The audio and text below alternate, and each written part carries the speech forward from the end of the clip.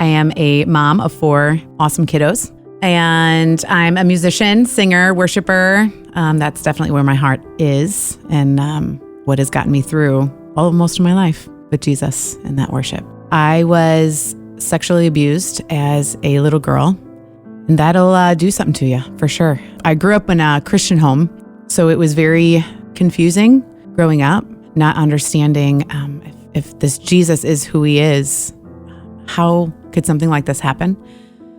And we also grew up not something that you talk about. This is not a situation you talk about. I felt like I had to protect. So I didn't speak, especially as a little girl, not understanding what happened. I knew what happened, but knew that it had to be protected in some way because there was too many people involved or loved. We are all on a journey. We're all at different points on our journey, and that's okay. I'm Steph Reynolds, Director of Partner Care here at Shine.fm. The purpose of our journey is simple, but sometimes difficult. Keep moving forward, becoming more like Jesus. Hiding the pain, covering the emotions, keeping the secrets buried. This is Shine 180, stories of lives transformed by God because of your faithfulness. Here is Heather's story. I started music when I was 5, and it was the greatest gift God ever gave me because I was able to release and find him in those pieces. As I continued to grow up and more of the images started to take place and I remembered more, and I will never forget the times of going into my church, into the sanctuary of the church when nobody was there, and I would just sing and play my brains out and just bawl because that's where he met me. That's where he was close to me. That's where I knew he still existed, even though I questioned what had happened. And moving forward, I felt the heaviness and the pain and the depth of holding on to what had happened. I would say moving into the dating scene and high school and not knowing who I was, not understanding the beauty, not understanding my body and what God created. I was sexually abused more moving forward into relationships because you don't know. You assume that piece you're supposed to give emotionally or be able to be loved in some degree or liked in some degree, you had to give something to that male person. That was hard for me to understand because once that was given, you felt more broken. So during these times especially was this, if this Jesus is real, and if just Jesus is who I grew up with all of my life, where is he? I don't understand. But there was pieces and moments so much of my life, especially through music and through worship and understanding it more in my life, that's where he met me each time, I think. As I kept moving forward, especially in college, is where I understood the gift of worship. That's where I started worshiping more and leading worship more, and music became even more a part of my life. But even moving forward in that, the depth of my pain became stronger. The anxiety grew, the depression grew, the not understanding how to get this pain out. It was so excruciating and so heavy to carry alone. Finding a pathway to healing and wholeness, Jesus reveals a way out. However, the journey out isn't perfect or easy. After years of her bottling up the pain, Heather desires nothing more than to overcome. I got to a point where I needed to release the pain in some way. It was in those moments of not understanding why it wouldn't just get out or it couldn't just be healed. I don't understand why he's not meeting me and taking this pain away. I'm trying to protect, I'm trying to hold in, I'm trying to move forward, I'm trying to be like Jesus-like, all those emotions. So that's where the cutting began for me. The release of something inside, watching it being released, was in the moment a gift. I know it sounds crazy, and there's going to be so many people out there who are like, seriously, Heather, that's going to be weird. And I get it. I understand that's difficult for people to understand. I mean, the whole self-mutilation in general in this world is difficult for people to understand. But there's going to be many out there who get where I'm coming from. I know you guys do. Because we all need advice sometimes to release the pain that's inside. And sometimes you feel in our flesh that Christ isn't enough when he is. And I'm going to speak truth that he is. But in moments of despair and moments of such low, you just can't, you just want it out. You just want to release it. That's where cutting came to be a big piece in my life. There was difficulty in music going back to that because for a long period of time, it was my release and it was my go-to and it was where I found him. But I started to be known for that. I started to be known for music. I started to be just known as, singing or playing piano, or so somewhere along those lines, that piece of released was taken away. That I felt that if I kept this facade of who I needed to be, whether it was the funny, outgoing, onstage girl, it kept it all together, so to speak. Nobody knew the secret. I could keep that facade going. And really it was graduating college and being on my own that I was like, I don't even know who I am. And that's when I realized I am so broken and I am in so much pain. And I have so much that I have carried that it really got to a bad place in that situation where the cutting was a lot. And I went to many therapists, of course, and many shrinks because that depression and that anxiety was real and heavy and dark. And I felt at the time that there was nobody who was able to help me. There was no one to be able to give me the right drugs or the right therapy or whatever. So everyone was giving me different medications, so to speak, and they weren't working. So I had this idea that I'm just going to keep saving these medications and I'm going to keep them in a little baggie. And maybe there's going to be a time where I just use them all and see if that helps. That's just in the back of your head because you just go through moments of no one can save me. So I would say I went through a long period of time of ups and downs, and the downs were more of the self-mutilation and the depression. And it was one Saturday I will never forget that I woke up and I said, I can't do it anymore. I just can't do it anymore. And somebody's got to take this away. And I'm going to have to do it myself. So I took all those pills and I added some more of whatever else I had in the cabinet. And I sat on my bed with a big glass of water and just chugged it all. Every single one of them. And as I'm sitting on my bed, after taking them all, I realized, God, I don't want to die. I just need help. I just need someone, whoever, to help me. I just need help. I just need somebody to step in. And I remember grabbing, it was some kind of stuffed animal, and went to my couch because I could start to feel the effects that it was having on me. And I heard so vividly, you're not going to die. And I was like, oh, there he is. It was like that one moment that he became so real to me. Fast forward a couple days and getting all the pills out, and obviously I'm still here. Thank you, Jesus. So I didn't die. I saw him differently. He met me in my darkness. He met me in the darkest place I've ever experienced in my life. And I know many, many people question that. I questioned it so many times. I still question it. We still all hit those dark places where we question. But I mean, in that dark moment, in the darkest moment of probably all of my life, was it at that time that I knew he doesn't always swoop in and he doesn't always say, all right, well, because you're crying out to me, I'm just going to take it all away. He can't, because if he did, we wouldn't be who we were. We wouldn't be these amazing warriors in Christ. We wouldn't be these women with 4 children and a beautiful marriage now. I wouldn't be able to find the man of my dreams who walked in and was like, I get that you got all this baggage, but I'm going to love you anyways. And there wouldn't be those moments because I wouldn't be able to know how to love others. I wouldn't know how to love Christ more. I wouldn't experience his love if I didn't meet him in the darkness. There has to be those places. Sometimes the most difficult part on the journey of healing is forgiveness. I also realized in that moment that no matter what the future held with the abuse in the past, I had to forgive.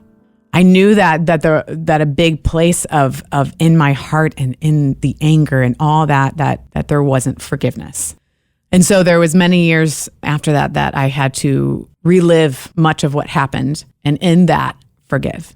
And that forgiveness is for my heart and for my healing and for me, so I could continue to move forward in my healing. And that doesn't mean that the pain goes away. And that doesn't mean that there's not consequences, or that doesn't mean that there's not still a healing in a dark place and in a good place as you go through your days. But man, I could experience healing completely different because I wasn't a victim of that situation anymore. I wasn't a victim. Instead, I could move forward in my story. And so that was pretty huge for me.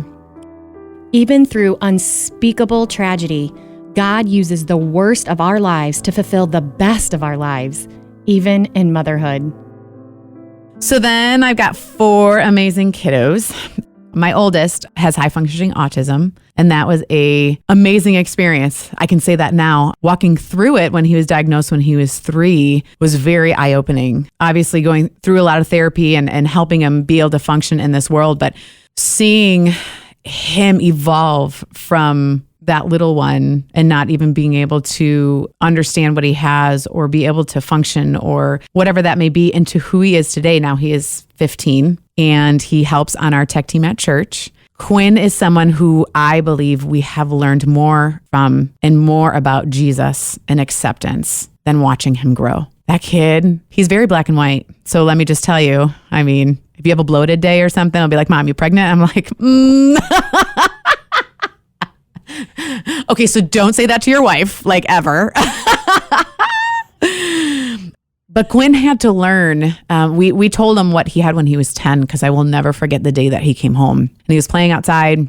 Many kids in the neighborhood knew about Quinn, but it's very difficult to understand him. He gets very frustrated, and it was a difficult experience. And he ran into the home, and he ran all the way upstairs, and he went in a corner. And I said, Quinn, what is wrong? And he's like, I just want to die. I was like, what are you talking about? He's like, I don't understand why I'm so different. I don't understand why I get so mad and frustrated, and nobody else gets that way. He was so lost into why he was so different from everybody else. So there was part of me that one either wanted to be mama bear and go out and kick some butt. But the other one wanted to be like, you know what, Quinn? I need to tell you something. And that's when I told him that he was on the spectrum, that he was going to be different. But you know what? God has made you so unique and so special that you are going to take this and you are going to shine, because you are an amazing kid. And it doesn't matter whether you're broken or you're different or you're wired differently. It doesn't matter, because we can do amazing things what God gives to us. And I'm not kidding you. When I said it, he was like a different person. He's like, oh, like the light clicked. Like, that's why I'm so different. That's why we never use the word different. We're unique. He has quirks, so to speak, but it makes him beautiful. So who he is now and who he has embraced himself to be has taught us so much. I'm like, if Quinn can function in this world and be confused and not understand, but have Jesus in the center of that, dude, we all can do this. And he has taught a lot. Then I got my McKenna, who now is on the junior high worship team and singing and is, a mama's girl in ways of music. She's more the mama hen when it comes to, Mom, really, you're going to put another color in your hair? Ram, really? And then Riley and Cooper, who are amazing. My Riley is a big soccer sports cutie, handsome little feller who has no idea how handsome he is. And then Cooper is just as awesome and funny as you could be. So I have 4 ridiculous kids who I even said in the beginning, God, I don't know if I am going to have kids. He's like, oh, just kidding. You're going to have 4. Am I? We are thankful for our scars. Scars prove we made it. Sometimes we celebrate and redeem our scars.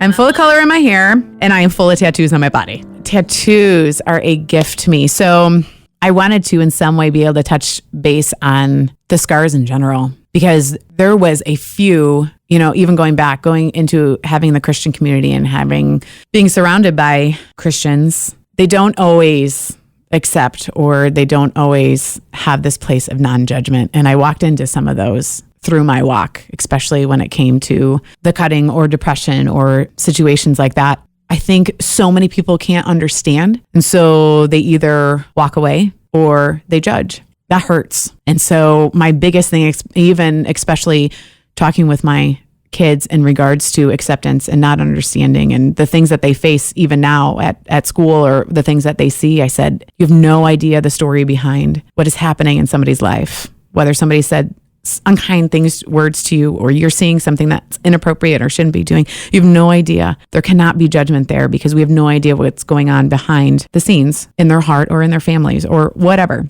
That was big for me, because I saw that firsthand. There was many who would come up to me and be like, why don't you, do something to heal those and I'm like, what? Why don't you do something to heal your own scars then? I mean, we all have scars, and just because mine are on the outwards doesn't mean that your scars don't exist too. That's huge. We all have them, whether they're internal or you can see mine, it doesn't matter. We're scarred and we're wounded and we're broken. But that was the beauty of being able to walk through it with Jesus, because of the fact that the reason I had started getting tattoos is because I'm laying Christ on each one. So there is a story behind each tattoo because that tattoo is surrounded by my scars, and he is laying and he is healing each one of my scars. And so, yes, I am filled with many tattoos because there's many scars, and I'm proud. I am proud because he represents the healing of my scars. That's where the tattoos come from. It's the constant reminder of God's presence in our lives. It heals, it sustains, it meets us exactly where we are. Music. Music in general is my healer, along with Jesus, of course. He meets me even as a little girl. I felt like I was a princess and a queen and loved, and there was nothing else that existed. To this day, especially even more now, there's nothing else that exists when I worship him on stage. There's nothing else that exists when I worship in general. That's where he meets me. That's where that pure love is. That's where that pure acceptance is. That's where I can't grasp how people can't believe in Jesus or can't know that his love exists, because there's this overwhelming sense of peace and nothing else matters. There's times in that I wish I could bottle that and then take it when you keep walking through life each day and you feel like, where is that, what I felt, and take it into a different spot. But that's what worship and music is to me. It makes the pain go away because he sits in a place in our hearts that I believe nothing else can sit. There's nothing else in that Jesus part of your heart. You got to meet him there in order for you to gain that strength and build that up and then be able to go out. Because, dude, we're going to have pain and we're going to have days where we're like, remember yesterday when I felt really good and Jesus was great? Yeah, today I'm a little angry. I mean, we have those moments. I mean, I went through so many times where I'm like, I don't get it. If you're this, big Jesus type guy, I'm a little angry with you today because I'm kind of done carrying the load. I mean, we all hit that place and he knows it. But he's like, dude, all you got to do is give me a little bit. I'm going to meet you right where you're at. And that doesn't mean all the dirt goes away and all the stuff that we're sitting in goes away. But there's something about meeting him in the darkness that's like, okay, I got this. There can be joy in the darkness. There can be peace in the darkness. And music does that for me. Worship does that for me. We celebrate the story. It's a story of an overcomer. It's a story of a life shining bright and screaming, I'm here, I made it. You can too. This was Shine 180. Heather's story. I'm Steph Reynolds, Director of Partner Care here at Shine.fm. Your story matters. Your story offers hope and encouragement to others. Share your story today by calling 855-987-9866. That's 855-987-9866. Shine 180. Stories of lives transformed by God because of your faithfulness.